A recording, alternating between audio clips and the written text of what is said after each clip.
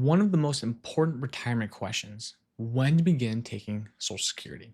Not planning well with this is a decision that truly can cost tens to hundreds of thousands of dollars, and you probably know that, and that's why you're here. So, I want to walk you through some of the primary factors I consider and ask of clients before making one of the most substantial financial decisions of their life. So, first question: when do you really want to stop working?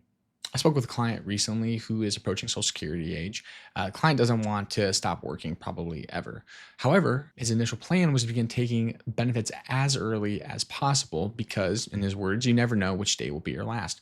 Really appreciate the sentiment. It's a good way to live. I did have to break the bad news to him about something. It's called the earnings test. If you make too much before your full retirement age, which is 67 for this client, he would lose out on his Social Security check entirely until either he reached full retirement age or stopped working. And although the benefits are not technically gone, like you don't lose them forever, they are added back incrementally to your check once you hit full retirement age or you stop working. But what is foregone are the delayed retirement credits, which is the boost to Social Security income you receive for not taking benefits, which is one of the whole points about waiting to take Social Security to begin with. As you already know, if you forego these benefits, that can be very detrimental to your long-term success. So you may need to decide between a few things. How much do you like your job? Would a lower paying part-time job that allows for you to receive your benefit checks be satisfying to you? Can you wait until full retirement age or later to begin taking your benefits? These are important questions to ask, especially in conjunction with a spouse. See, I have a whole video on the earnings test. You can watch it somewhere on the screen here. I'm not sure where YouTube puts it, but it's somewhere here. Check it out. Second, your health situation. This is different than life expectancy, which I get into next. You may not be terminally ill, but an ongoing medical ailment may be quite costly, especially if it's before becoming Medicare eligible at age 65. And furthermore, if your medical ailment prohibits you from working, you may qualify for disability benefits through Social Security. If that's the case, it can be wise to begin taking those benefits early. Third, life expectancy. A quick Google search will tell you that the average life expectancy in the United States is around 77 years old. This figure for retirement planning, useless. Throw it out. Trash. We don't want that.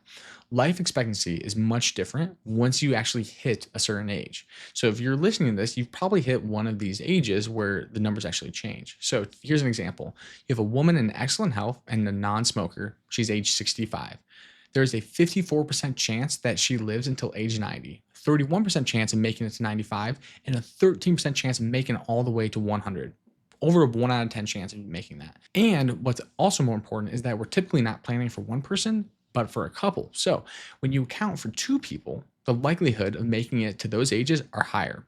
Let's look at this. 73% chance of at least one person making it to 90, 46% chance to 95, and a 19% chance, 1 out of 5, that at least one person makes it to age 100. So when you begin to plan your retirement out that far in advance, foregoing some benefits early in retirement to make sure that you have a substantial paycheck from Uncle Sam later in life does become quite important. So if you desire a free, customized, and detailed life expectancy calculator, don't worry, I'm not going to sell you anything.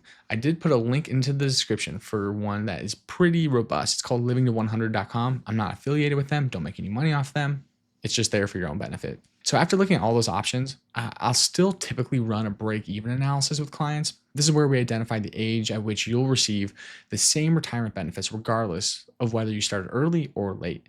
Software can be really helpful here, especially for couples, as most people aren't the exact same age, nor do they have the exact same benefits, and they might not even retire at the exact same time. And although the break-even year will be different for each client, a general rule of thumb is that your break-even age by yourself is probably 80 years old. So if you plan to live past that, delaying benefits is typically best. If you'll likely die before 80, taking Social Security early may be the best option. And again, this is just a rule of thumb.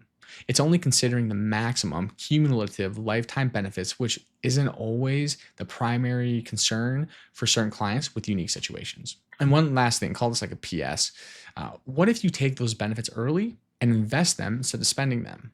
This can be an option, but it does involve a little bit of risk. You see, you have to be able to support your lifestyle with other assets, since working is likely out of the picture because if you work, then the earnings test kicks in, then you won't be able to get that until your full retirement age.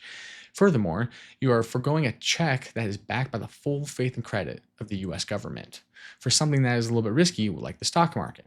I hope these different considerations aid you in your own unique situation regarding Social Security.